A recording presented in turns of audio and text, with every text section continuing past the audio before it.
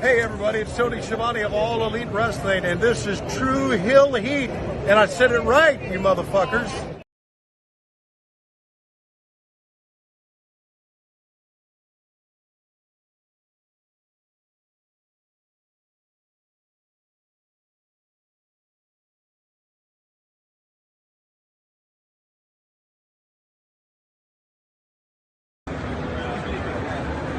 All right, ready when you are. Hey guys, I may have go away heat, but these guys have true heel heat. So you better listen to the podcast or else I'm gonna kick you in your fucking cock and balls. I'll get it.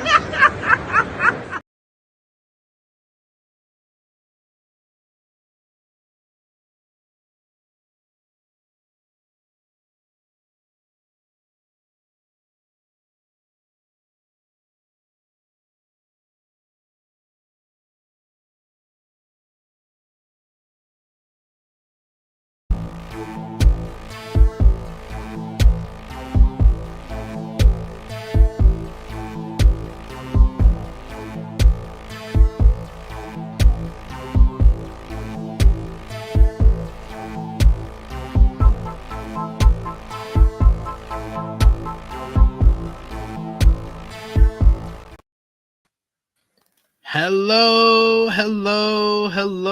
It is me, your True Heel Phenom SP3.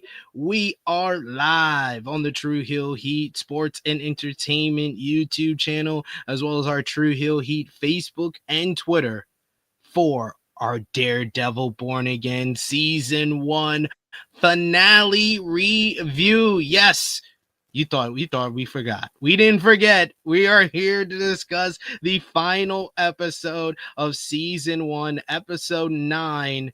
And boy, oh boy, did they leave us with quite the cliffhanger before next season. So, of course, to do that, to talk all about it, I am joined by my esteemed colleague. You know his work over at Fightful and Fightful Select, one of the key promoters for WWE NXT and the UK scene, but avid Daredevil Born Again aficionado, my color commentator here on the recaps here throughout this season. It is Corey Brennan. How are you doing? I'm good, man. I it's weird because usually I watch each episode like twice in a week, once when it came out on the Tuesday and then once again the evening before we did this. And I kind of had to wait a bit longer to rewatch it. So it was a weird thing where like last Sunday during WrestleMania and everything going on, I was kind of want to rewatch Daredevil, but I said I'd wait and I'd watch it again before we did this. So I only watched it the minute I got off writing a writing shift for Fightful, I just threw it on straight away and just chilled and watched it until we put this on. So it's just there's just so much to talk about in this episode, and just can't wait.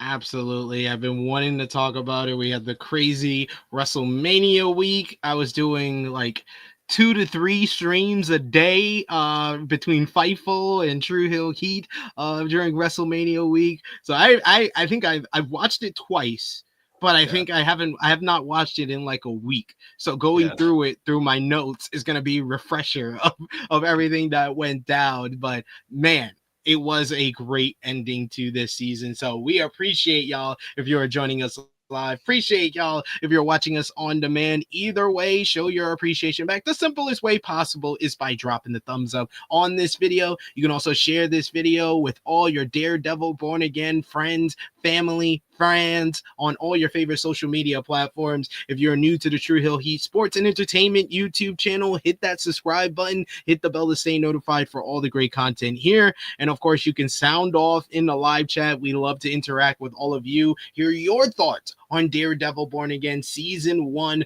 finale.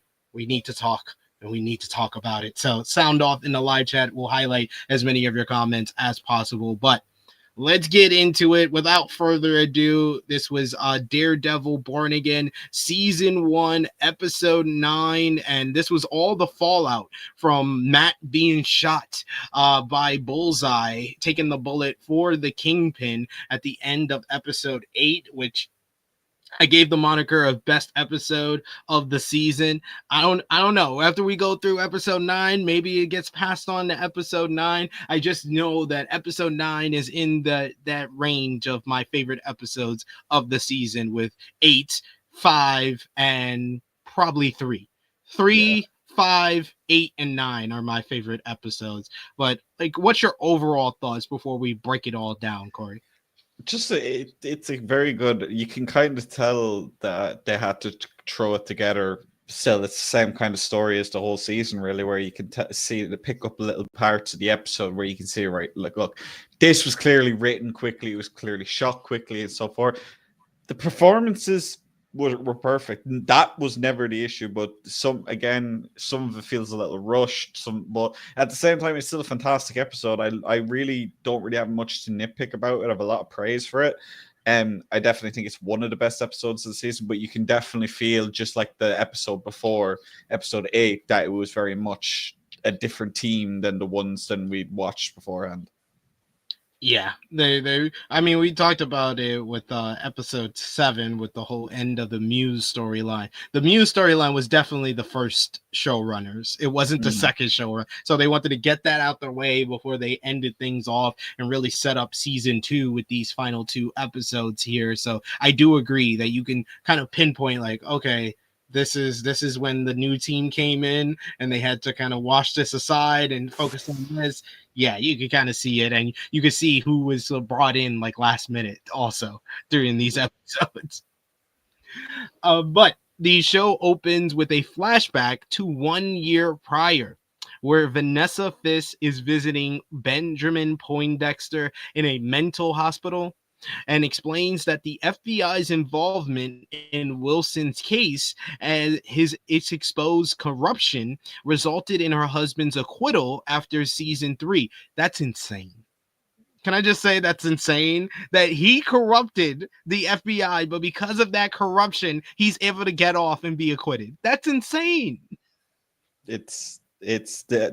I'm glad that they included it. At least now we have an answer. We've kind of been complaining. It's kind of been the one nitpick we've had all season, throughout the season, that, like, oh, they've referenced that he did get off, but they didn't explain how. So now we have Vanessa coming in and basically being the expositional character in this sense, and explain to us, look, corruption, what you gonna do, basically, was her entire line. So I'll take the explanation for now, but I would like someone, maybe Matt, maybe Karen, someone just to go on a rant in season 2 and just explain. Just the whole point of the rant can just be for expositional purposes. I don't care. It can have no further purpose. But I just want to see them kind of explain exactly the process that went on. We know what happened. Let's delve into it a little more, and it can play into what we're doing with corruption. Well, we'll see in season 2 as well. So, yeah. This finally explains, like you said, why Fisk hasn't been in prison all this time since the end of the original series. She says that a client of Foggy Nelson's, though, could expose her criminal empire and its ties to the Red Hook point. And she wants Poindexter to eliminate him before he does. She promises him an early release if he does this. One thing for her, a desperate Poindexter is basically about given pills to kind of subdue him, and she takes the pills away because she wants him to be in his right mind when he's about to do this job for her. But he decides to sign on the dotted line. I love the little kind of nuances that they add here. Like, we start the scene with like a deer, so it's like, and they basically did the flashback off of what happened at the end of episode 8, where you see Bullseye with his eye on the gun and looking down as after he just shot Matt after he took the bullet for Fisk, and then it goes to a deer picture, like that's who he's aiming at, like he's doing target practice and stuff like that. And then also you have markers, no pens, in the mental hospital, because they know, especially for Bullseye, Bullseye any type of weapon. A pen is a weapon in his hand, so him having a marker makes a lot of sense. I love those little points of that opening scene. What did you think about the opening scene? I thought that Vanessa comes off very much evil, just as evil as Kingpin here, with her manipulation of Bullseye, and Bullseye just being kind of like whacked out from all the drugs that he's been getting in the hospital. While Bullseye is just like Bullseye as a character is someone who is very hard to have sympathy for, but I think they've done a very good job of making the audience feel sympathetic to him, even though he's a stereotypical psychopath in most ways. But seeing him in this fragile state, both mentally and physically, because he's still recovering clearly. The tremors, I don't think, are from the drugs. I think they're from his spinal damage and his recovery. I think that's what that's from. I think what he's doing in that moment is a combination of, like you said, drugs and recovery. So I think Vanessa is preying on him at his weakest moment. This is Poindexter at rock bottom. We see him in I can't remember. In episode 8. We see that he's been put in the gen population. I don't even think that's his rock bottom. I think his rock bottom was here with Vanessa, because, as you said, Vanessa manipulates him. But he's been a character that's been manipulated since day one. By the end of season 3 of Daredevil, we've seen that he's had enough of being manipulated. He goes right after Fisk and Vanessa. So it's interesting that his character kind of accepted this manipulation, and it kind of also explains why he's not loyal to Vanessa and why he really wants Matt to get him out of Gen Pop and so on before he escapes. So yeah, I think, again, it's just another thing that I said when we did episode 8. Bullseye's character is just one that could be so simple. He could be so stereotypical, just an evil bad guy. But the writing team and the acting and everything combines to make this sympathetic image. Even like, we all know he's not going to get redeemed. He's so far past redemption, it's not even funny. But there's something there where you can almost see why Matt would briefly team up with him in season 2 if he has to. So I like the way they're leaving the breadcrumbs for that. We got Cortine in the chat. Good to see you, good sir. He says Vanessa has no fear after Bullseye tried to kill her. She goes to see him. Yeah, because he's in that weakened state, like Corey just said. And Power Drive Finisher says fine speech. We also got Cortine, who says the Fisk family should know they can't trust Bullseye after what they did to Julie. Yeah, exactly. Yeah, but she knew what kind of state he was in, so she was able to kind of he was kind of prey to her in that sense. Yeah. We cut back to the present, and in the aftermath of Matt getting shot to save Mayor Fisk, Matt wakes up in the hospital with Heather Glenn by his side and Kristen McDuffie also in the room. As he comes to, he mistakenly thinks that Heather is his old love, Karen Page, for a moment. I was like, oh, damn. I was like, oh, take that. I hated Heather by this point. I hate Heather. I still do. Do. So I wasn't that upset, but I was like, damn, Matt, you messing up. You I just can love tell Kirsten's you off right reaction. I just love Kirsten's reaction. She hasn't even known Matt nearly as long as, like, well, how Foggy knew Matt or so forth, or other characters. So it's kind of funny that she just goes, it's the drugs. Like, every single person and their mother, including Heather, knew it wasn't the drugs. And it's just Matt kind of realizing, like, even though he's blind, like, his eye, like, this is Charlie Cox. Charlie Cox is just acting again. He's so good at playing a blind person, because even in this scene where you can see his eyes moving, you can tell he's seeing nothing. Like, it's just he's not focusing on anything. He's just kind of glazed over. It's just, again, he's just so good at doing this at this point that I couldn't help but appreciate it in that scene. Absolutely. Like you said, Kristen says it's the drugs, but Heather still kind of realizes that it's a little bit more than that. Matt tells Kristen that Vanessa Fisk ordered the hit on Foggy. And you can tell Heather is thinking about how Matt just kind of stung her a bit. And also, she's kind of fed up with Matt's whole vendetta against the Fisk right now. Matt tells her that, yeah, I know. We're getting into that. He begs Kristen to get him access to his old case files. It's clear Heather thinks that Matt is delusional, and Kristen is just about right there with her, but she's still trying to listen and help Matt at the same time. But this is why I don't like Heather. I don't like her. I just don't. Like the fact that she's been so convinced that the Fists are good people, and to the point that what we would get in the end of the episode, I just don't like her. I didn't like her before because she was kind of boring, but after she shot Muse, she's not boring anymore. I just don't like her because she's easily manipulated by the Fists. See, that's the thing. I don't even think it's manipulation. Like the Fisks haven't really done a lot to manipulate her. It's just they went to therapy with her. They're her clients. That's really it. And then they invite her to the ball, which is, I would imagine, a natural thing for a famous person who is going through therapy to do if they feel grateful. It's a natural thing. But she just kind of like, the Muse incident has just seemed to just completely. I really don't understand it. I don't understand why she's so against what Matt is saying. She should know. She should be aware, just like everyone else, that Fisk got off basically on a technicality. She, like Matt. No, I don't feel like her character is one that kind of even really is understanding at all what Matt is going through. Like, she just completely ignores it all, blows it all off as him being paranoid for some reason, even though, like, in their interactions early on, she can clearly see he's very intelligent and a very smart person.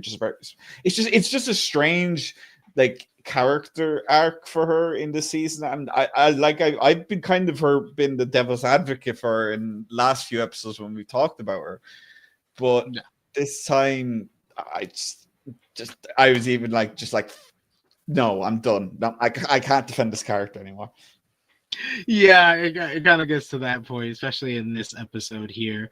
Got a bunch of different comments here. Thank you guys for being a part of the conversation. You got Power Driver Finisher who says, much like the officer throughout the season, Bullseye is being persuaded by Fisk and Vanessa to go to the bad side, so it makes it harder for them to redeem themselves, which at first the cop seemed redeemable. He keeps pushing deeper into the dark side because of Fisk task force. Oh, he's talking about Officer Powell. Yeah. That was what I'd see. You were also the devil's advocate for Officer Powell, too. I thought that they were going to do something for him. I honestly thought they were going to do something for him to redeem him in some way. I felt the reason why they left that scene in where Matt listens to his heartbeat and it doesn't even flicker once as he says him and his family are good cops. So to me, it doesn't. I don't know if he's getting more corrupt or he's just being as corrupt as he's always been. He just doesn't have a reason to not be anymore. I don't know. That's part of the kind of Frankenstein kind of that they've done with this season. That, like, some things come across a little confusing, and that's one of them for me. Yeah. We also got here, Cortine says Matt probably regrets taking that bullet for Fisk now. I mean, yeah, but no, at the same time, it's kind of weird. He probably regrets it a little. I'll say when he regrets it, because when we're talking about the moment when he regrets it, because I think at one point in this he does. Yeah. So Wilson Fisk, he's at his mansion, and the mayor and Vanessa recover from his assassination attempt. Matt Murdock's blood is covered all over his pristine white shirt and his dress jacket. It doesn't get more on the nose symbolic than that. Wilson admits to Vanessa that he knows that she ordered the hit on Foggy. It was like he already knew. He ain't need her to tell it. That's why he told her to quiet down when she was about to tell him, and Matt was listening to him. He doesn't seem to care or feel betrayed by it. He said that he ran as mayor to save the city, but he clearly wants back in the criminal game. He tells Vanessa that she used the red hook to funnel millions, but as mayor, he can use it to funnel billions. So he's officially back to being the Kingpin. Vanessa gives a sly smile to her husband, realizing that the kingpin of crime is officially back. And he would get even worse as we go to his office now. And Mayor Fisk is furiously ranting after his attempted assassination. He screams that his anti-vigilante task force is going to hunt down all the vigilantes, not just Poindexter. I was like, what? We completely just forget that was one guy. He's like, no, we're taking down all the vigilantes. There will be no bodyguards, no due process, no warrants. Police Commissioner Gallo reminds him that it's totally illegal, but Fisk sees himself as above the law at this point. The corrupt cops of his task force smile, now allowed to become the monsters they've always wanted to be, they always wanted the authority to be. Fisk says that he's not just condoning the use of lethal force, he's encouraging it. Sheila agrees that a lone gunman attacking a mayor is a serious affront, but it's not enough of a threat to public safety to shut down the city, closing all bridges and tunnels like Fisk wants to do. It goes in Fisk's ear and then out the other. This is, it's so insane how he just flipped the switch and he's just full on Kingpin, even as the mayor. Like how we went from him being calm and kind of subdued with Vanessa after the assassination and using this assassination attempt to really put in his real kind of goal of taking out all the vigilantes instead of going after the one guy who's not a vigilante who shot at him. It's amazing. It's amazing to watch. And this is why Wilson Fisk is Vincent D'Onofrio as Wilson Fisk might be the best villain in Marvel history. It's time and again with Vincent. I'm just reminded how much his range at Kingpin expands, because he's so, as you said, he's usually so like soft-spoken, quiet a lot of the time. But whenever his rage clicks, it's like that scene when Matt visits in prison, where he's beaten to a pulp at the end of season 3 or something, where he has to act to the extreme natures of Kingpin's personality. So in that moment when Gallo says you're condoning it, and he just does this big, his whole body sweeps, encouraging Mr. Gallo, encouraging. Just that moment just was one of those moments where he just give the man the Emmy. Like there's no other actor that could convey. Well, to be fair, Michael Clark Duncan did a really good job of this extra nature that Kingpin brought to the table. But just that scene in general, and obviously the scene later in this episode with Kingpin and Gallo, but just this scene was one of my favorites of the entire season. Just the way it was all presented, just the way Kingpin spoke, the way everyone in the room, other than Sheila and Gallo, all the cops, he cuts the Powell and he's practically giddy with excitement. The prospect of no due process, in lethal force whenever you feel like it, basically just giddy with excitement, and it's so well done. And like you said, Sheila just kind of being like the one outlier other than Gallo. Like Gallo is almost expected to fight back at this point. I think even Fisk knows that, but when she does it, he's almost like, and then just completely ignores her. At least he gave Gallo the dignity of responding to what he was saying. He basically just blanked Sheila completely. Oh man, yeah, it's like Sheila's lost all hope at this point, and she had to go through extremes to get any type of favor back from Fisk, but sold her soul for it. Cardine says, please tell me Jessica Jones, Luke Cage, and Iron Fist are helping next season. There's a good chance. I'm not going to spoil anything. There's a good chance. Not going to spoil, but based off this episode alone and how it was shot, I'm just going to go off based off this episode, because I don't like going off set photos. But off this episode alone, I would say that it's a significant chance the early episodes next season will feature recruitment of other people, whether it's the Defenders, whether that's Hawkeye, and I can never remember her name. Miss Marvel? No, but yes, Kate her Bishop. too. Kate Bishop. I always forget Kate's first name. I don't know why, but like there's options. Like everyone's always like, also they're going to have to react to whatever the hell happens in Thunderbolts as well. So you never know. Maybe one of the Thunderbolts might help out. Who we don't know, because that's just what Marvel is at this point. Yeah. I wouldn't. A lot of people have written off the end of this episode as kind of like that's the army. It's like, no, of course it isn't. That's the first meeting of the rebellion, basically. It's like, that's it. It's like, have you ever watched any TV show about a rebellion ever in your life? They have to recruit the big players. That's the whole point of the arc. Come on. Oh, you gotta love the people that just want to complain about everything. But as Fisk's rant continues, it's clear to everyone that Fisk sees himself as the most important being in the universe, and his will dominates. The actual law is irrelevant. Fisk dismisses his staff except for Buck Cashman, who he asks about how Matt Murdock is doing in the hospital. Buck tells him that he's stable, and he also tells him that going after him now may confuse the optics of things. So this was clear at this point, without a shadow of doubt, that Buck knows that Matt Murdock is Daredevil at this point. But Fisk sees a perfect opportunity and essentially asks Buck to go kill Matt in the hospital via poison of some type. So it looks like the brave lawyer from Hell's Kitchen died trying to save his life. He thanks the man. He thanks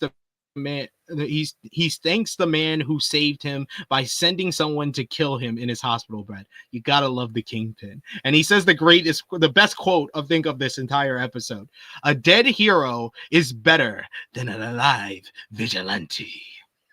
Yeah. Just one of those lines, like, isn't it? And it's just it in a lot of people's cadence, a lot of tone, a lot of just the way people talk in general, that line could fall completely flat and it could sound cringy as hell. But because Vincent D'Onofrio is a fantastic speaker and knows exactly how to speak as the Kingpin, it's just the pause it's almost like how the Joker never wants to defeat the Batman. He never actually wants to win. The whole point of it is to chase and just the rivalry of it all. I like that they include that a little with Kingpin and Matt, because otherwise, why the hell is Matt jumping in front of a goddamn bullet for this man?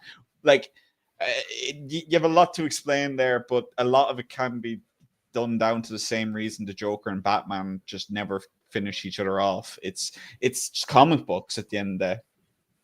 Yeah. And they kind of need each other at the same time. It's all very weird and layered to it all.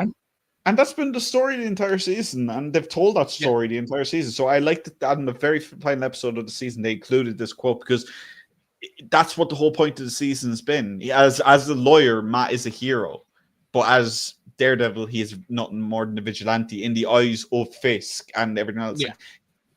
It's just the way it's shot and the way it's written, and I couldn't have it any other way. So Fisk is alone with Sheila, and he tells her that the city just needs the right push to have everyone fall in line. He says that she knows who in his staff is loyal and who is not. He asks her to dismiss anyone who is not completely on board with his personal agenda. I did notice at this point Sheila has her phone in her hand, so I'm wondering if Sheila also is recording Fisk. Sheila knows that betraying a monster is not good for her survival chances. As she tries to leave his office, she's confronted by Commissioner Gallo. He knows Sheila is aware of what's going on and how flagrantly unlawful it all is. He says, there are still sane people in the building, and I am betting that you're one of them. Little did he know. Yeah. Gallo says that he's going to try to convince the state governor in Albany of what's going on, and he needs her support. Only the governor can remove Fisk from office, so Sheila agrees, but she was recording him the whole time. Yeah. God damn it. Seen it coming a mile away, for being real. Her character has not been this like glowing, like saint of a character. She's not had. I don't think she's really had like she she had to know what Fisk is capable of when she joined on board with his campaign. I'm sorry, but like at this point in this universe, if it was a soft reboot, then you could excuse it. But the fact that it's not a soft reboot, it's very much a continuation. I just don't believe there's anyone on his team is not fully on board at this point. You know what I mean? Like the firing of people at this point seems almost like people know who you are in this universe. They're not going to join your team unless they're not on board with your agenda as is. But it was a nice little scene just to show that he's given into Kingpin, I guess. Yeah. We got Cortina says Sheila needs to quit immediately before Fisk kills her. I mean, it's a little too late for that. If she quits, he'll probably kill her. Yeah, that's how it's gonna work. Power Drive Finisher says this is probably why she's been around this long. She admitted that she'll be here long after. He says, "Well, we'll see if that's true." Yeah, she wants to be here longer than when Fisk is here. So I don't know how that's gonna work. She's in politics. Yeah. She knows how to play the game. That's basically what the writers are trying to tell us. Sheila might seem like this like sheep in like she's a wolf in sheep's clothing base, or the other way around. Basically, she knows exactly what she's doing. She may have a conscience compared to some of the other people involved in the administration, but she still knows how to do it. Like she knows how to play the game. As Matt lies in the hospital bed, he hears Buck Cashman walking through the hallway. Matt is smart enough to know what he's there to do and how Cashman pulls out a syringe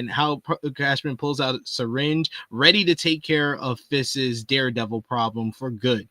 And just as he does, the power goes out in the city. Thanks to Fisk's control over the power company, as we see one of the the Con Ed people come into his office. Matt uses the confusion to escape the hospital, though, and Buck's plan to kill him are thwarted. Matt goes back to his apartment in his hospital gown with his ass all out. I was like, how did he walk the streets like that? Like, goddamn. And when he sits down on his couch, it's like he knows already. He smells them. He smells the aftershave and everything. He knows Frank Castle is there waiting for him. He reprimands him for not having a functional coffee maker in his house. He was like, where the guy get a cup of coffee around here? But Matt claps back that not everyone lives in a fallout shelter like he does. Matt asks Frank directly what brought the Punisher out of retirement. He says that he got a phone call from a friend who made him promise to get Matt out alive, and you already knew who it was. Who's a friend of Matt and Frank? It's like obvious, it's Karen. Frank tells him that there's a ton of his fanboys out there as they speak, ready to come into his place and take him out. And he's ready to use lethal force against them.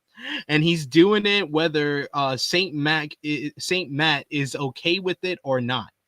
Frank asks Matt about Fisk. Why would you take a bullet for that asshole? And Matt doesn't really have an answer for him at all at this point. But this leads to one of the best scenes of the whole entire season.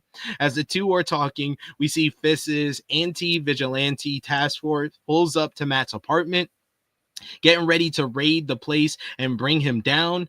As a small cavalry of officers enter his place, guns loaded, Matt has to go get dressed as Daredevil. As Frank quips, he says, "You're gonna fight them with your ass out." in your nice little nightgown. Matt as Daredevil busts in from the skylight when they come in. It's like, as soon as you come into the apartment, you see the apartment door is open, you should already know to be ready, because he left the door open for you. He knew you were coming. Like, what are we doing here?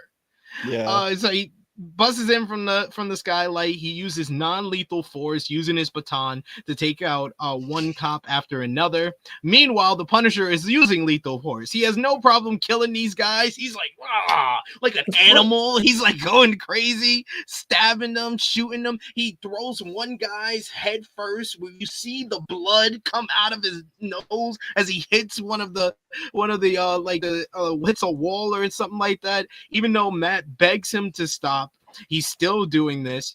And given how many of these cops wear the Punisher emblem, he has zero problem killing his own fan base, sometimes with a large knife to the throat.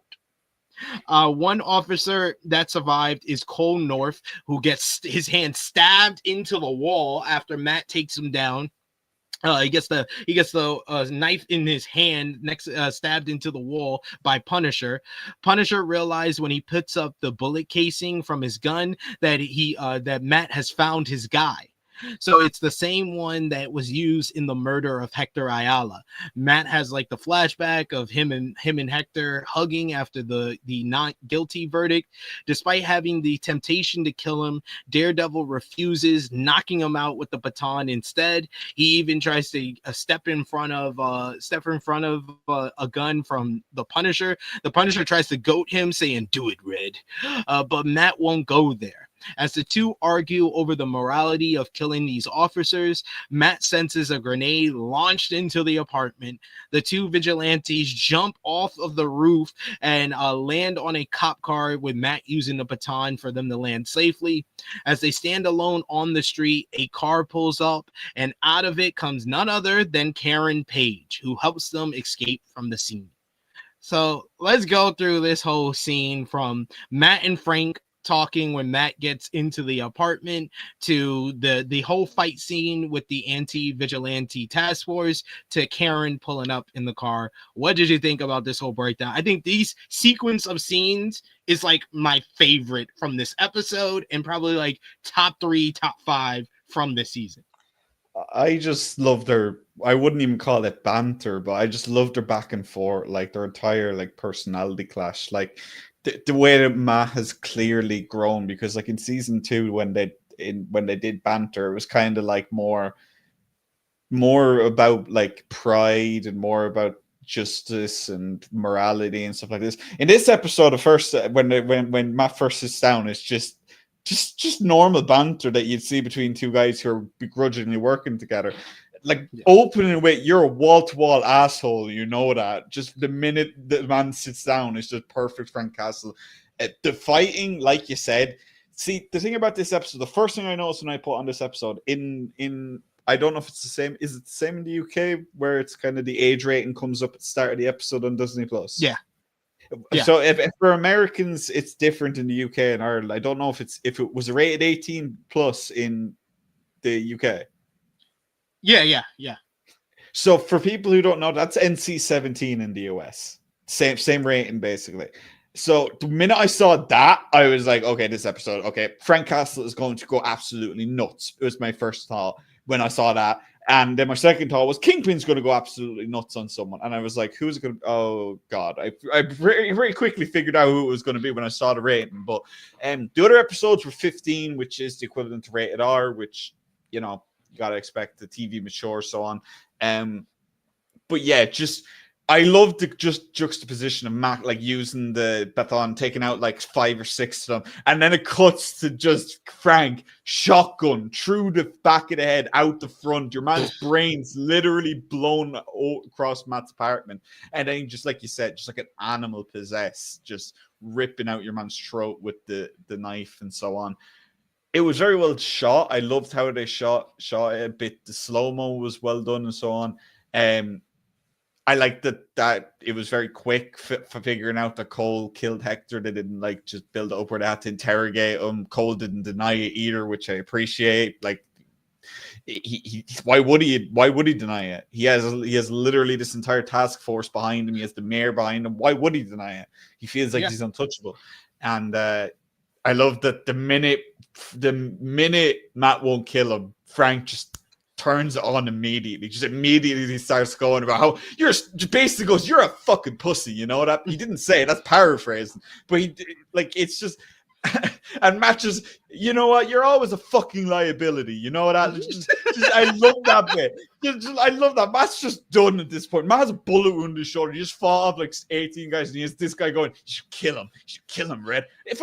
He's not a killer, Frank. Get over it, okay? And there's only one thing I would have liked in that scene.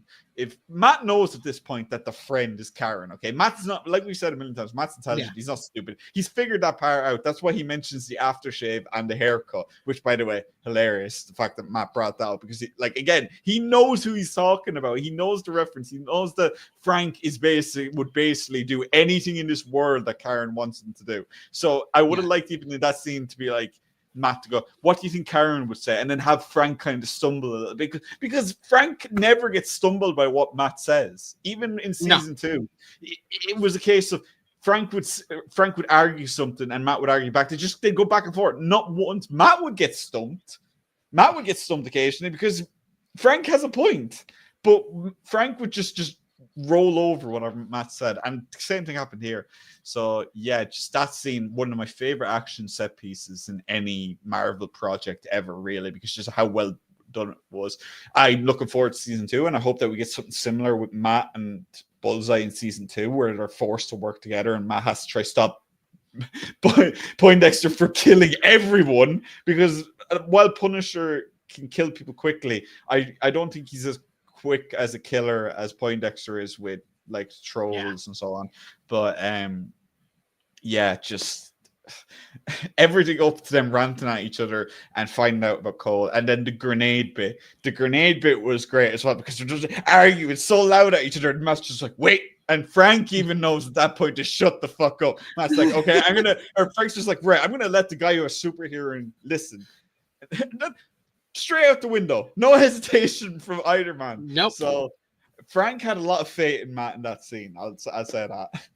Yeah, that was a nice little touch, a nice little nuance that they had there, and the fact that they kept Cole North alive just for him to die with the grenade.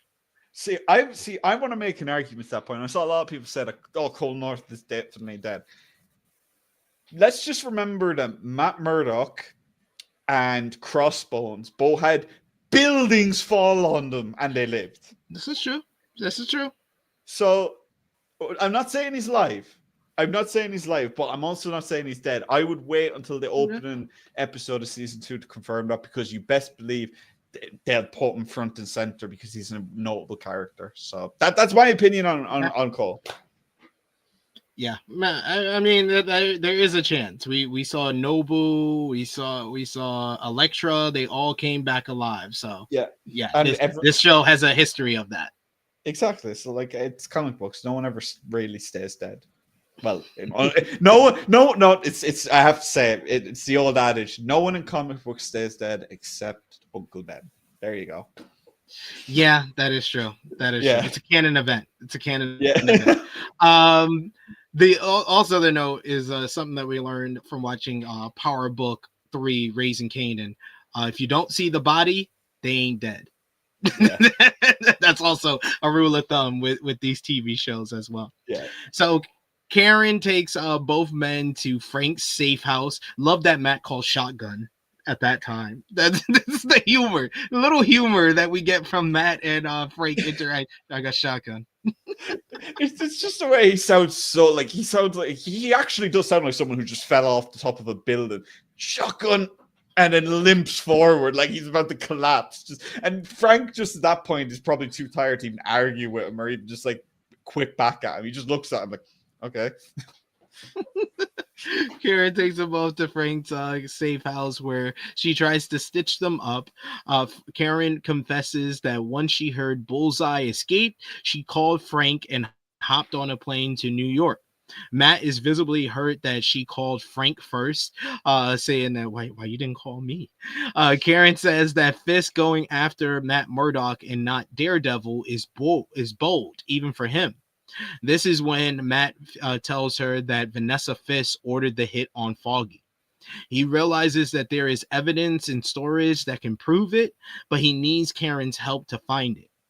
Punisher says that he's not into playing detective with them, choosing to stay behind.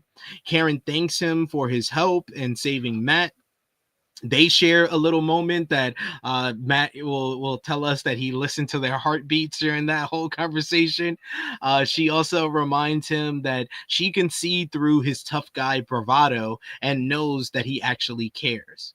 what did you think about the whole scene with Karen and the vibes with her and Matt, and then the vibes with her and Frank?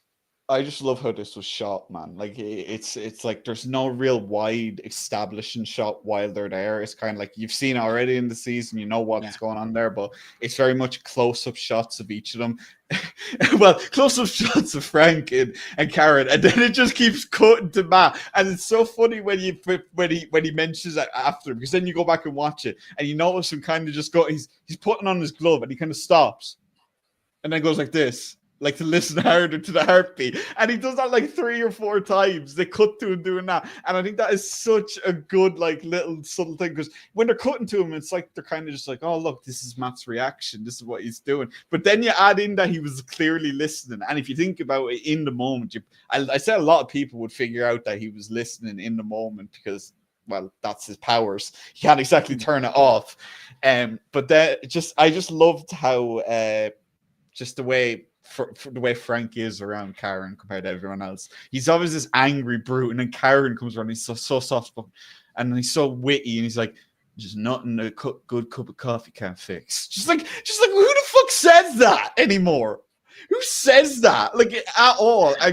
We all know what a cup of coffee means. We watch Luke Cage.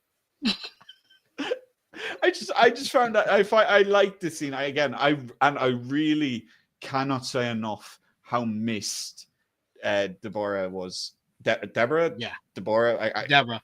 Yeah. I that's not the first time I butchered the pronunciation of her name, but she is so fantastic as Karen Page. I was so upset that she wasn't going to be in more episodes after the first one. But then obviously we found out she was going to be in this episode. So again, her part was small in this episode and the season, but we do know that's one thing we do know, that she's going to have a bigger role in the next season. That's something that everyone is happy about, and I am delighted about, because we saw that again in this scene, that these 3 characters that are basically the big 3 now that Foggy's dead, because Punisher's kind of slipped into that role now, even if he isn't a permanent character in the next season. But still, just great scene again, and I cannot say enough good things about the cuts to Matt, where he's just kind of sitting there listening. Like it's just perfect. Yes, this is the love triangle that we all want and need. And we get at a special midnight meeting with the city council. Daniel Blake tries to get everyone to endorse Fisk's Safer Streets initiative. One council member calls it insane, but then Daniel starts dropping his knowledge of different dirty dealings and secret bank accounts each member holds. He threatens to expose them unless they fully endorse Fisk's plan to turn New York into a police state. As the blackout continues, riots break out all over the city and there's looting. One looter, clearly a teenager, gets caught by the cops, and one of the cops shoots them dead even when he surrenders. A more sympathetic officer realizes that he was just a kid, but the officer who shot him pulls his cap around his eyes and says no, he was a mass vigilante. I was like, oh shit. There's something really like there's something, it's very noticeable straight away. And the reason why they can say like, oh look, this is a vigilante, it was a direct reference to the original Daredevil costume in this universe.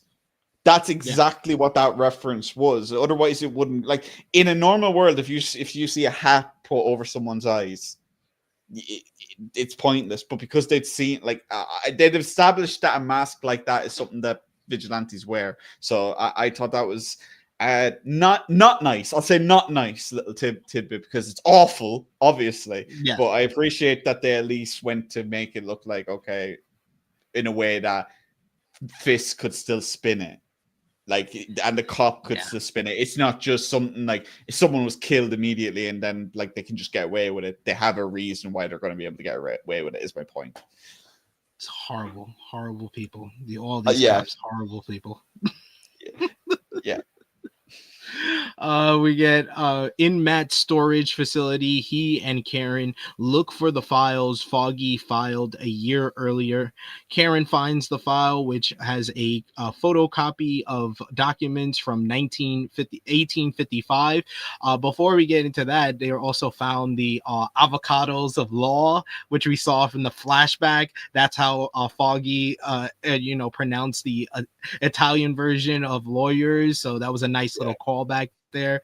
It declared, but the photocopy of the documents that Foggy had filed, it declares that Red Hook as a free port, not officially part of the state of New York or even the United States.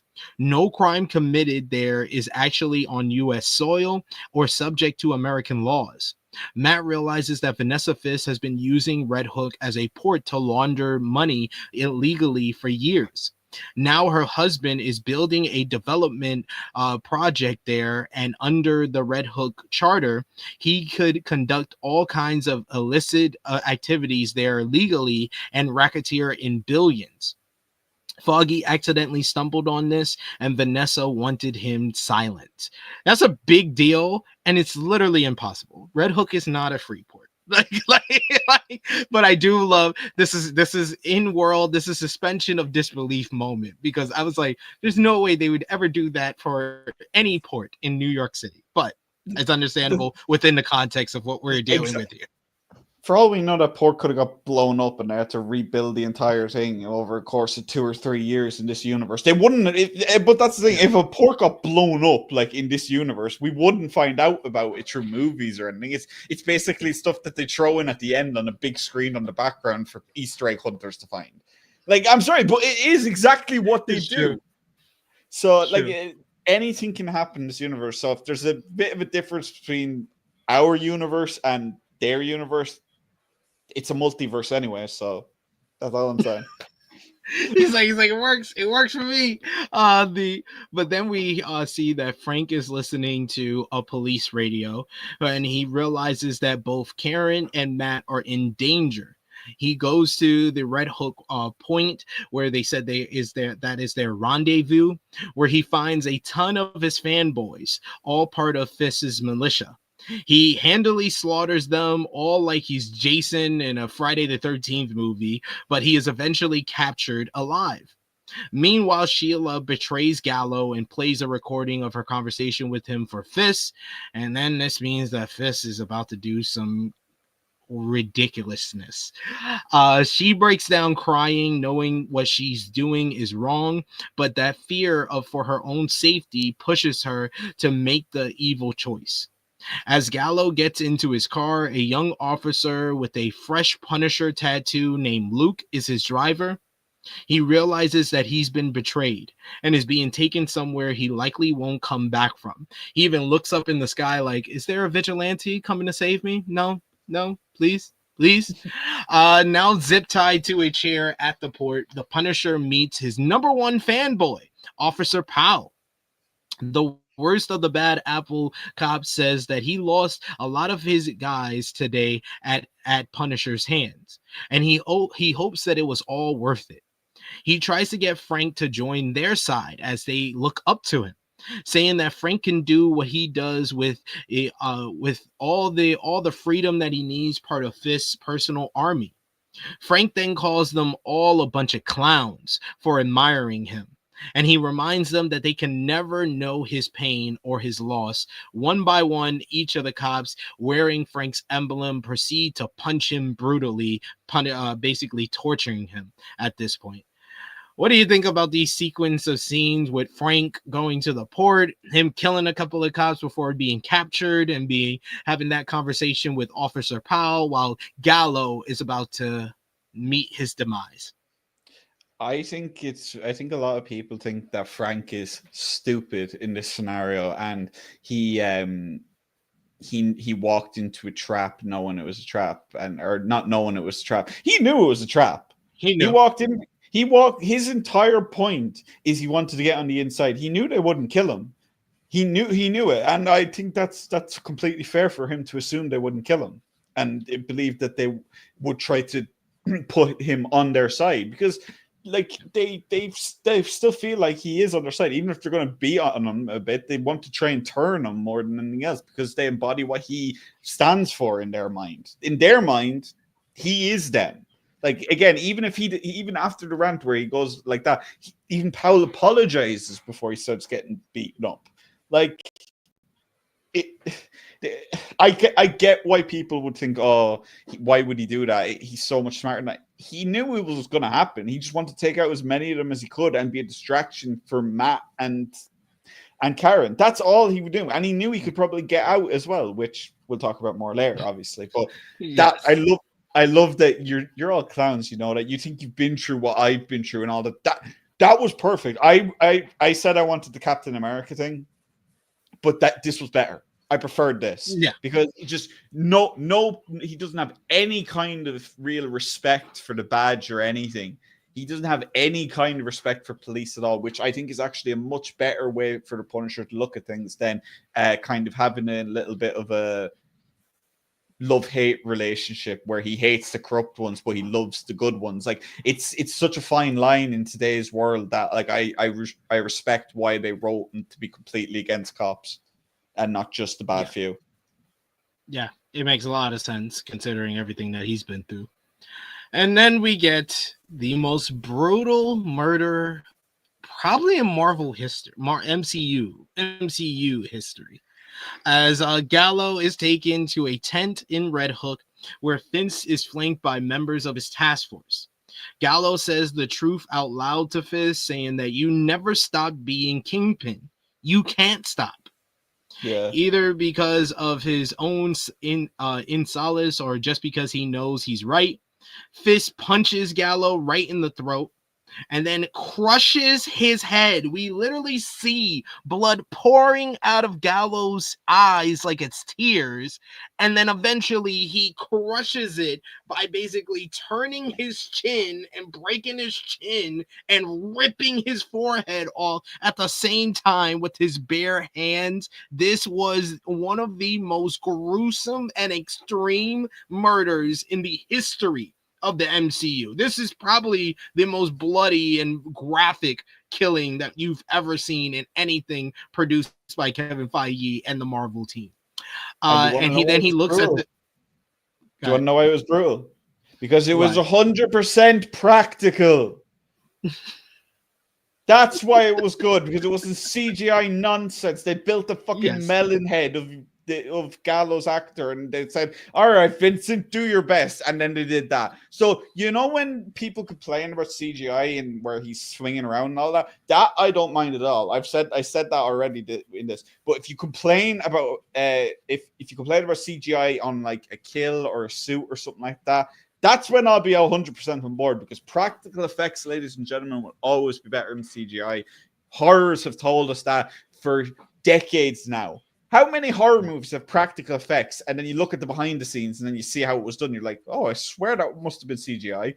This was the same thing. I saw him crush the skull and I was like, damn, that looks pretty good for CGI. Then you go online and you see Vincent with the head, posing with the head like this, and you're like, damn, that's actually a really good prosthetic or fake head. Like, yeah. I loved it. But sorry for interrupting you. I really no. You're right. You're 100% right. This was the right way to do it, and that's why it's one of the best kills in Marvel history. Not just Daredevil history, Marvel history. This is now his most gruesome kill. Like, move over, slamming a car door on a head. He crushed it with his bare hands. Deadpool's watching this like, everyone's called for Spider-Man, but can you imagine Deadpool just randomly turns up on Daredevil Born Again instead? Like he just pops up in the background like, wow, that's even edgy, even for me, or something stupid like that. I'm all for Deadpool appearing in every single Marvel project until the end of time now, because now that they have him. I'm an advocate for that because the character is someone who can do that. Especially, like, I know it would be a complete tonal shift. to show him in. Yeah. But I just, even for a 30-second clip, it's just I would genuinely love it. Even if he had absolutely no impact on anything to do with the story, he appeared in the background and you just see him sticking his head around the wall and it's a blink and you miss it. Just do something silly with the character, Marvel. Come on. But yeah, when you said most brutal, I was just thinking to myself, yeah, Deadpool's going to have something to say about that. Deadpool's like, God damn it, they took my crown, and it only took a couple of months. But Fisk then looks at the task force and he says one of his better lines in this episode, right behind the dead hero, live vigilante. He says, "Any questions?" The delivery is just so good. It's so good. Just stabs his forehead like he's just played a game or he's had a very hot drink or something. Whew. It was the same thing with like he's such an unserious but serious character. Like it's so terrifying seeing him just dab his forehead like he's just done mild like exertion. He just crushed a man's skull. It's so good. So good. The militia stands silent. If they had any questions, they sure aren't going to voice them after that gory display. Then we go to Daredevil and Karen, who go to the Red Hook Point, but they see that the place is crawling with Fisk's task force. Matt says that he is going to go in, but Karen is the voice of reason and reminds him that if he goes in there, he will die or kill someone. This isn't the time to make any rash moves, especially as he's still hurt from the shooting and the fight earlier that night. She convinces him, but Matt assures her that he can beat Fisk and they can take back the city. But Matt tells her to do that, we need an army. I love that scene with them kind of calling back. It was kind of a variation of the conversation that Matt had with Claire from season 1. When he says that, I could see, I know it's not complete darkness, I could see it's like a world on fire, but he says like when he had the conversation with Karen, he said it's like 1,000 suns or 50 or 10,000 suns or something like that. So I like the fact that they kind of took a variation of that, because we never heard that conversation with Karen and Matt, but it is kind of a variation of his conversation with Claire. So the next morning we go to the power comes back on in New York. We see like a whole big speech from Fisk. He also meets with Heather Glenn, meets at his office, and Fisk offers her the job of Commissioner of Mental Health, and she accepts the offer. It's a good position. More politicians should make that position, but not in a manipulative propaganda way. Whether she believes in Fisk or is spying for Matt is unknown, but I think it's the former, not the latter. What? Where did that theory come from? That she's spying for Matt? Are you kidding me? That is a theory that was out there. I saw it online. I had to write it down in my notes. This is like the 5th goddamn. Does no one have any media literacy at all anymore? My God, man. First they were like, oh my God, Vanessa betrayed Kingpin. Sometimes people are just bad people. Fuck! I knew you would get upset, so that's why I added it to my notes, because I did see that people were actually saying, "Oh, maybe she's trying to help Matt." And I was like, I have defended this character all season, and even I can see clear as day that she is betraying Matt. They have painted it perfectly. She didn't even check on him when her boyfriend is blind, has a history of having facial lacerations and stuff that she mentions to him. She looks like he's been hit by a truck constantly. And then power goes out, martial law is declared, he disappears from the hospital, and just the very next day she just goes in and is like, no, yeah, there's nothing suspicious about my boyfriend disappearing after saving your life. I'll be your minister. That works, sure. She is not faking it, okay? If she was faking it, they would have included the scene where they made up, and then they would have done that. I love it. Mayor Fisk declares martial law after this. He does a televised address to the city where he lies to the public and says Gallo chose to resign. He officially enacts his Safer Streets Act, declaring all vigilante activity illegal. and sets a citywide curfew for 8 p.m. He also declares martial law in the city, and when this manufactured crisis is over, he will restore the pursuit of life and liberty in the city. Never forget, I love New York. And he puts on his awful smile. You mean the slightly curved lips that it looks more like a grimace? I think it's meant to look more like a grimace. I think that's the point. He doesn't like smiling, or at least being forced to smile. But yeah, just that whole speech is just like, again, just textbook Fisk, and I love every time that he gets a chance to monologue. I love it because it's just Vincent just doing everything he can and just no notes.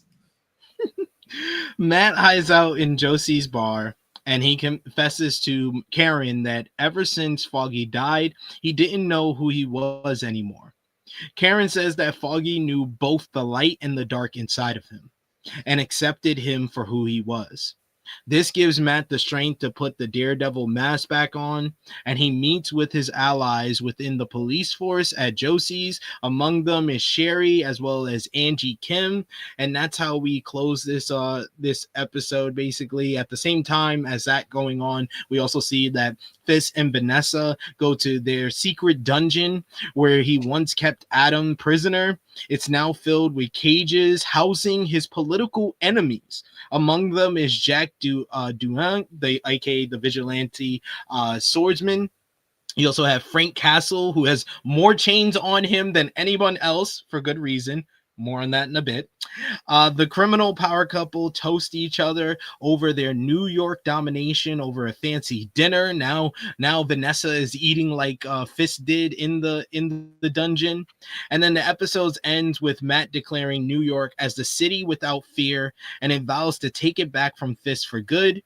We then get a post-credit scene which shows Frank Castle escaping his cell after having a conversation with one of the officers. They bond over being from New Jersey, but he just sets him up and he basically shakes his hand. Why would you be so dumb? Like that officer, they are too much of a fanboy to be that dumb to shake Frank Castle's hand. This man's got more chains on him than a latter day freaking slave. Like, what are you doing? Don't shake his hand. Don't get close to him. Don't be that much of a fanboy that you want to shake his hand. And I guess this basically sets up the Punisher special presentation that's going to come out later this year.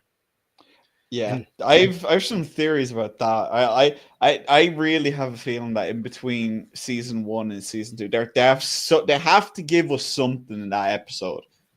That like the Punisher is he's too tied into Daredevil now. Like after this season, like I feel like if you're going to do this special presentation, you're going to have to continue this story. I don't know, man. Him being set up to be in where Fisk has all these vigilantes and all basically his opponents locked up, like you see the swordsman. That's an interaction I can't wait to see. That is going to be so fucking funny watching the Punisher and the swordsman talk and interact while they're escaping. That's going to be Well, I feel like we're going to, if Foggy is still alive and Vanessa is keeping him alive, we're going to see it in the Punisher presentation. The actor's already been confirmed for season 2. So either we're going to see him, either he's going to be confirmed in the Punisher special, or he'll be confirmed in, or whatever we're going to see of him will be set first episode of season 2. The fact is, when people ask them, is he coming back to life, they don't just say no. And for me, if it was as someone who like does all this, if they don't say no straight away, they're at least thinking about doing it in between seasons. So I wouldn't write it off just yet. But man, that ending, it's very well done. Very the score, man. The score in this show is just every time it makes you just want to run through a brick wall. Just perfect. I want to be part of that army, and I'm Irish. I want to fucking go across the ocean and help out New York because Matt asked me to, basically. Hey, I give it up. This was a very, very, very good episode. Like they touched on pretty much everything. We got some answers to a bunch of questions in this episode. Why they put the hit out on Foggy, why Vanessa and Fisk was worried about the Red Hook port so much, why they wanted to do so much there. So I give them a whole bunch of credit for that. And they set up season 2 very well, where I'm probably more excited for season 2 than I even was for the start of season 1. Yeah, and I think the fact that they're going right back to they're going to the team that made episode 1, episode 8, episode 9. The fact that that's going to be for an entire season, and it's going to be longer. Obviously, it's going to be longer than 9 episodes. That they're going to have to extend it. I know the original plan was split 9 and 9, but you can't tell an entire rebellion story in one 9-episode season. I just don't think it'll work, especially not in the MCU. But I do want to talk a little about Spider-Man as well. I don't think we need him. I'll be completely honest. I think that this character or this whole drama doesn't really need Spider-Man. At this point, he's a much less known superhero. Like, people don't know him as much because Peter Parker is obviously erased. So we all know this stuff. But I don't know. I don't know if we really need him. Obviously, it does open up the plot hole of why wouldn't he help. It's completely against his character. But again, this is a problem with the rights issues, and it's also a problem with the fact that Tom Holland is paid a ridiculous amount of money to play Spider-Man. Yeah, like at the end of the day, he gets paid so much money to be in each of these movies. I don't see Marvel putting out that kind of money, or Disney to put out that kind of money just for him to star in one episode of Daredevil Born Again. And if you want to say, oh no, they can just record his voice and do voiceover with a stunt performer. Again, you still have to get the costume. You still have to get everything to do with that. You have to do the ADR after the fact, more editing. So there's not really a good scenario to get him in this. It's better to just kind of ignore his existence, which is what people forget. That's what comic books did for decades. Yes, they had crossover comics. Well, I think they just should have Daredevil in Spider-Man movie, not Spider-Man in the Daredevil movie. Because I think, if he's going to be a street level vigilante or street level hero again, you have to have some type of crossover or some type of impact that Fisk has on his story. So I want the Daredevil and Fisk to be a part of Spider-Man. I don't necessarily need Spider-Man to be part of Daredevil. And how you can do that is by having basically at the end of the Spider-Man movie him go off into what's going to go down and Secret War. That's the best way to do it, is to have that kind of cliffhanger where he's taken away and he has to deal with everything going on in Secret War, and he's taken out of the option of being in the next Daredevil season. Just to be clear, I want to see it. I really do want to see it. I would love to see Spidey in Daredevil and interact with Daredevil. I've no issue with it in general. I just don't think that it's like a nail in the coffin of the show if he doesn't appear in season 2. No, like they've plenty of street level heroes to choose from to interact with. Like Haley Steinfeld is going to be like, after Sinners, her stock is only going to go up. So if they want her in this show at all, they're going to need to start shooting her episodes soon. And she hasn't been in any set photos yet that I've seen. I try and stay away from them, but obviously some get through. So there's a lot to be said about these heroes. Like, I feel like the Defenders are pretty much a slam dunk, all three. Yeah. Especially Jessica Jones. Jessica Jones is someone who people have been asking for her show to come back for forever because her character is so well liked. Luke Cage is, again, they need someone bulletproof. If you're going to be going up against these anti-vigilante cops, having someone who's bulletproof. That could also lead to Claire coming back, which would also be nice. Or wait, was Claire killed in any of the spin-offs? No, she wasn't. She wasn't killed, but they kind of broke up. But she could still be involved. I can see her coming back as well because, she's always been on Matt's side, kind of thing. As for the cops all being there, it's kind of like, I don't think people understand. These cops aren't going to be like people who are going to be at the front lines. Like, the cop representatives will be Cherry and the detective who Cherry worked with. I can't remember her name off the top of my head. The one Angie Kim. Angie Kim. They'll be your cop characters in this army. The other cops is just kind of show that not every cop is on Fisk's side. That's the whole point of that scene. I don't see it as this big thing where these particular cops are going to be important. They're just stand-ins basically.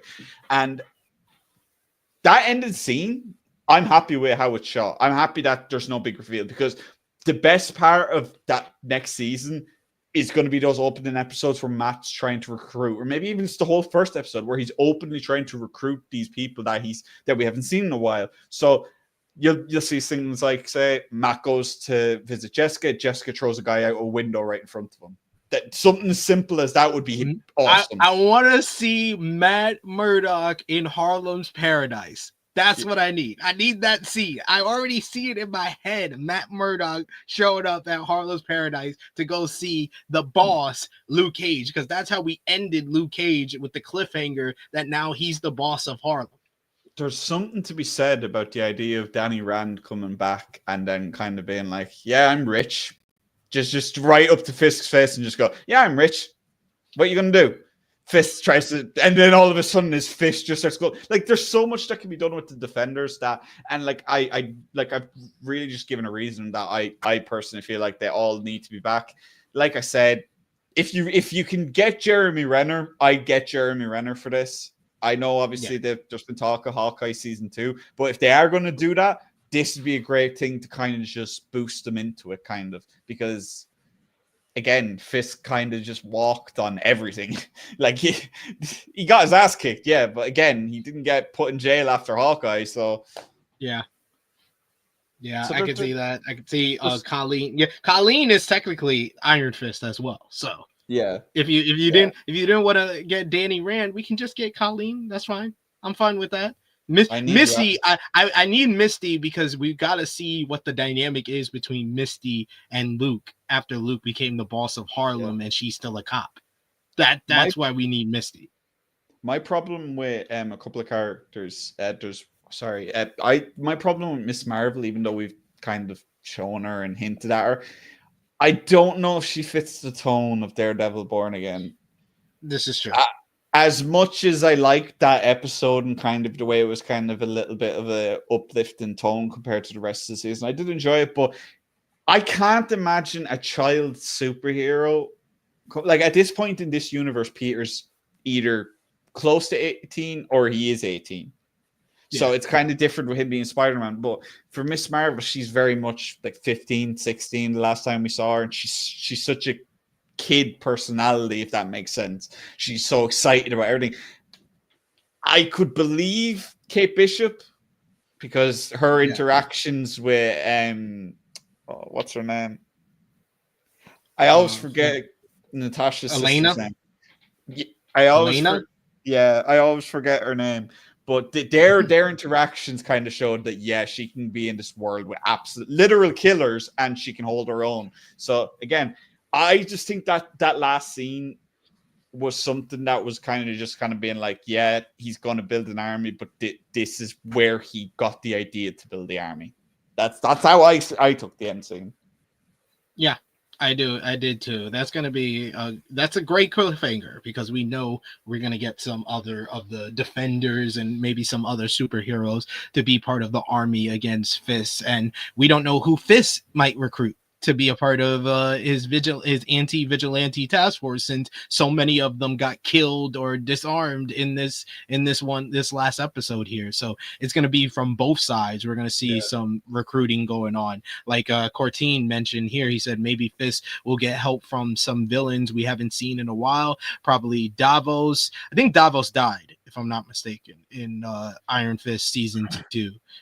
But Diamondback he's in the Wrath, and Shades. I gotta rewatch Luke Cage season 2 again. I don't know what happened to Shades. I think Shades just left. He left Mariah to basically get killed. Yeah. Dunstan says don't want to show powers in series, then it wouldn't be grounded. See, the problem with that is Matt has powers. You can say that he doesn't, but I'm sorry, but he can recognize his girlfriend's face by a different person's sketch drawing of her. That's his. That's how far his powers go. That's how far his powers go. His hearing is very clearly unbelievable. Like, there's no way he should be in the penthouse apartment and he should be able to hear in the back of a car out front. He has powers. He's extra durable. Some people are like, oh, he meditates. That's why he's so durable. I'm sorry. There's no meditation in the world that makes dropping a building on you survivable. I'm sorry. This man, I'm sorry. It's grounded, yes, that he doesn't have like all these big, like fantastic powers like other superheroes in this universe, but he absolutely does. He just has the nerf of not being able to see. But again, he basically can. So again, like, I get people want this show to be grounded, but it has never been that grounded. He has always had powers. He has never been someone who is just blind with a little bit heightened senses. The stuff that got into his body made him lose it, basically. So yeah, he has incredible sense. Greg Carter mentions that Shades died. Oh, okay. So no Shades. Yeah. No Shades. Dunstan corrects himself, which, yeah. But you got here one more comment before we give our ratings for everything. Oh no, yeah. He got arrested. I was like, I don't remember him dying, because I would remember who at least killed him. But yeah, he got arrested. I remember that. Misty was part of the cops who arrested him. So let us know in the live chat what you gave this episode out of 10. We're also going to give our complete rating for the season 1 of Daredevil Born Again, and where we rank it in regards to the original series as well. But also let us know whether you gave this episode a thumbs up, thumbs down, thumbs in the middle out of 10, what you gave this episode, whether you gave who was the MVP, LVP for the episode as well, and your favorite episode of season 1 of Daredevil Born Again. For me and Corey, for episode 9, season 1 finale of Daredevil Born Again, in 3, 2, 1. Thumbs up across the board from both of us. Out of 10, what did you give this episode? It's really hard because I want to give it a 10 again, but like, again, it's just like the whole season. I think I've given like 10 episodes, so I'm gonna give it a 10, but with the asterisks of like, it is the best episode of the season for me. While I had some things to kind of nitpick a little, again, it's, for me, I don't really have a complete opinion on this yet. When we see season 2, what this team can do with, like, then I'll have a better judgment on what this is. A lot of my feelings with this season is I'm just happy that the character's back. I'll be completely honest. It's really hard for me to really look at these extra critically for that reason. But yeah, I have to give it a 10. Just great from start to finish. The hour flies by. Completely flies by. Yeah, I think this is the longest episode outside of the premiere. So, yeah, I'm gonna give it a 9 out of 10. This is not the full 10 out of 10 that episode 8 or episode 5 was for me, but definitely it was a great episode that set up a lot of things for season 2 and answered a lot of our questions. So I got to give it at least a 9 out of 10 for the season. I'm gonna give it an 8 out of 10. I was supposed to say the exact same. Yeah, because you like you said at the beginning, you could tell when the showrunners came in, the difference in stuff. So that type of like confusion and disjointedness of the season, it's not a perfect season. As far as like ranking it, I think that the S tier seasons of Daredevil are season 1 and 3. I think they had no seasons was in the A tier, and then in the B tier was season 2. I like season 2, but I don't think it's a great season enough to be in the A tier. I think it's a B tier, but now we have an A tier season with this one. I think this season is an A tier. See, that's where I would disagree. I think season 2 is of the original show, even with the hand stuff. I prefer to Born Again. Born Again is fantastic. I really like it. It's knocking on the door of what we had before. Like, you can feel it. You can feel that the show is getting there. But I do also. I also think that, like, if we're being like completely like of like how well they did to adapt to like the original. Like, the original was described as unwatchable. People seem to forget that. That is literally the quote that was circulated when they put it out. The PR was. It was literally unwatchable. That changed so much. They fired everyone. So the fact that they managed to salvage an 8 out of 10 season makes me want to give it a 10 out of 10 because that is an incredible work from the team. I think a lot of people that's why I'm saying it's a A Yeah. tier for me. I think season 2, the reason why I don't like season 2 of the original series is the hand suck. I don't think they do. It's that simple. I don't think it's as bad as people ever really said. I didn't mind the hand story. I thought the hand was fine. I liked Elektra and Stick being major parts of an arc. Like Stick especially was awesome in those episodes. I loved Stick.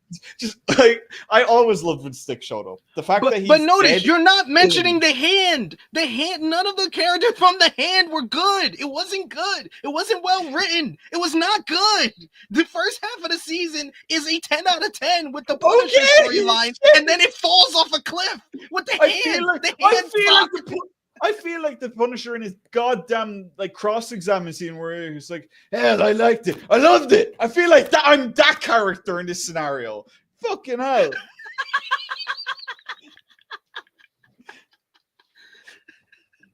I will not stand for this. I will not stand for praising the hand. They suck. I didn't say that they were awesome or the best story. I still prefer the Punisher part, but I just feel like the Punisher part is a lot better than people act in that season, and I feel like the part with the hand is a little bit better. A little bit. It's average. Is that good enough for me to call it average? Okay, it's average. I enjoyed where it went. I enjoyed that it brought Matt to a dark place. I enjoyed that we got to see. Again, I really like that the entire point of season 2 is the question of morality of killing people. Even with the hand, Elektra slits the hand kid's throat.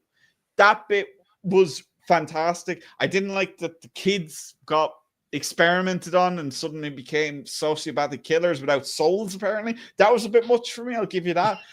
But again, I loved the scenes with Stick and Stick basically just not giving a shit about being tortured. Like, not at all. Like, he screams a little bit. Just still coaching Matt as he's being tortured is one of my favorite scenes in the whole show.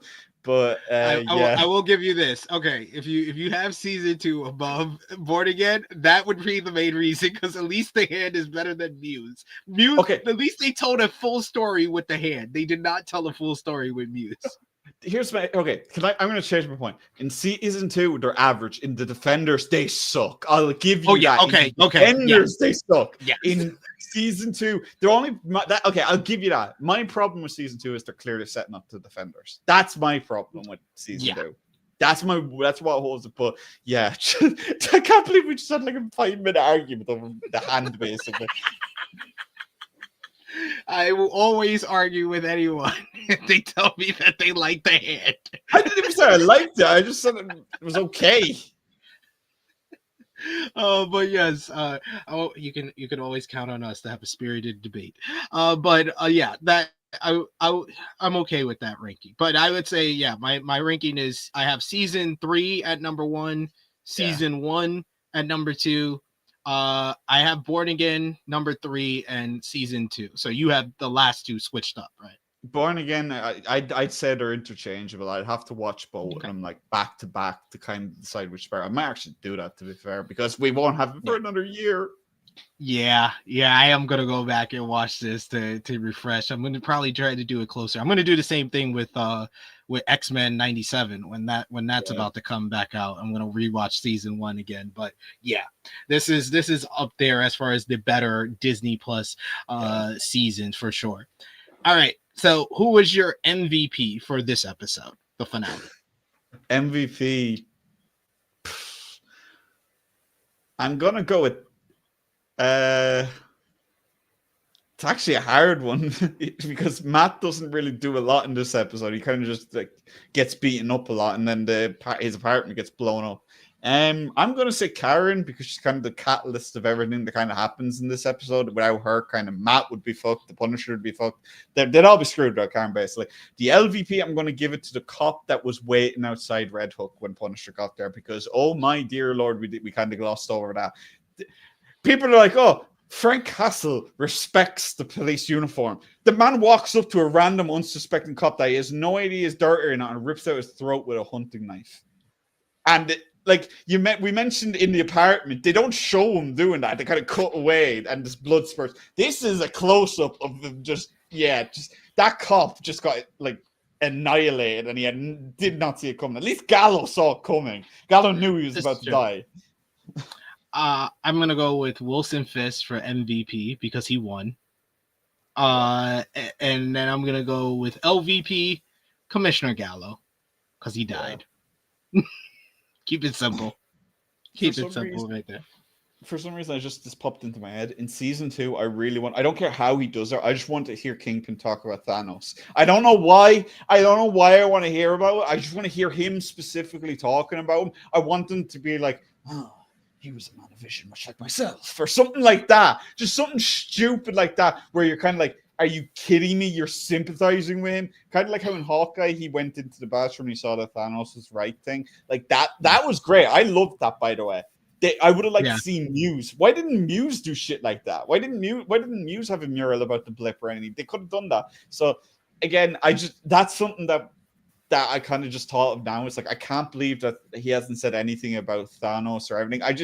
I would love to know what he thinks of Thanos. You know what I mean? Just his general opinion of him. Like, I agree. I don't know why. That would be nice. I would be down for that. At least some acknowledgement of the blip needs to be injected into season 2. We got Dion who says Kingpin would be one of those Thanos is right people. Yeah. I agree. He probably would be, but it'd just be interesting to see this street level character he's city level character at this point, seeing he's the mayor, but just. Like, I want to hear him talk about being on the phone to President Ross and stuff like this. Like, he's the mayor of one of the most major cities on the planet. It's not even the capital of the United States, and it's probably the most recognizable city on the planet. I refuse to believe that he puts the city in martial law and such, and the president doesn't call him up like, hello, especially one that is this guy who is literally Red Hulk. Well, wait. But did he get impeached at the end of? Well, yeah, I guess he's in the raft now. I don't know. Yeah, who's the interim. Who's the interim with him being in the raft? I don't know. I suppose that's a good point as any to justify it, isn't it? The martial law and the blackout. It's kind of like, wouldn't the federal government? No, they're still trying to figure that shit out. Seeing this Hulk ripped Washington to shreds. It's like, and people are like, why didn't Captain America show up? Dude, Captain America is like a global threat or a country level threat character. He's not going to come down to New York unless it's like a week level. It's like when people talk about like the Insomniac Spider-Man game, the second one, where like Venom takes over the world basically, and none of the Avengers who are in that universe, they established, don't show up. It's kind of like, you kind of just have to accept it's a comic book. It's a comic book. Like I've said a couple of times, but I just would love to hear him talk about all the shit going on in the MCU. It would be cool. It would be cool for sure. But we've come to the end of our Daredevil Born Again Season 1 journey. I want to thank Corey for joining me for so many of these reviews, talking all about Daredevil Born Again, and want to invite him back to talk about Season 2 next year when it comes back to us. But I want to give you the floor, Corey. Let everybody know where they can follow you on social media, what you got going on over at Fightful, or anything else you want to plug. You can follow me at Corey Brennan FF on Twitter. It's usually the only place that I really use social media wise. I haven't been using social media near as much as I used to, and my mental health has gone up, funnily enough, as you'd expect. You can find my stuff on Fightful. I write a lot more these days, so I've got a lot more arcs coming out on the main site. Select has been a little slow for me for a while, as I've been kind of focusing on a lot of stuff in my personal life and new stuff at Fightful. Hopefully in the coming weeks and months I'll have more stuff on Select. There's a lot of stuff going on with the UK tryouts that I'm still working on, stuff to do. A lot of people have asked me about whether such and such wrestlers have signed. I'm still working on it. I'm still doing what I can to find out, but I'm not going to be someone who reports something that I don't know is 100% true. I've always been that kind of person, so I'm sorry if you're still waiting for that kind of stuff. I've got a lot of DMs about it, a lot of tags on social media about it, but you can follow me at Corey Brennan FF, subscribe to Fightful Select if you want to see more from me. Absolutely. Go over and support Corey. He supported us through the Daredevil Born Again Season 1. So go out of your way to see his work over at Fightful and Fightful Select. You can follow me on the Twitter machine at TrueHillSP3. You can follow the gang Facebook, Twitter, Instagram, TikTok at True Hill Heat. Patreon.com/True Hill Heat. $3 a month gets you exclusive content. The best place to support us when we are not live here. But we got plenty for you to enjoy here on the True Hill Heat Sports and Entertainment YouTube channel. Check out all of our Daredevil Born Again Season 1 reviews. We did episodes 1 and 2, episode 3, episode 4. We did a dual one for episodes 5 and 6, episode 7, and episode 8 from 2 weeks ago. And we broke it all down. So we've covered this entire season, and we're doing the same things for Power Book 3, Raising Kanan. So check out our season 4 reviews for 1 and 2, 3, 4 and 5, and 6 and 7 with usually with me and Chrissy Love. Sometimes I was doing it alone as well. So plenty of great content here on Sports and Entertainment for you to enjoy. We had NBA preview for the playoffs. We've been covering the NFL offseason, so a lot for you to enjoy. Hit the subscribe button if you haven't already. Hit the bell to stay notified for all the great content here. I will be back over on the True Hill Heat Wrestling YouTube channel tomorrow, 1:05 p.m. Eastern Time, with Scott Edwards to review Stardom's All-Star Grand Queendom from this morning. So all the content is going to continue from the True Hill Heat gang, so keep track on it. Thank you so much to Corey. Thank you to all of you in the live chat. Love interacting with all of you guys throughout Daredevil Born Again Season 1. And we'll see what else Marvel got for us to talk about here on Sports Entertainment pretty soon. But for Corey, it is me, your True Hill Phenom SP3. This has been our Daredevil Born Again Season 1 finale review. We are signing off until next time.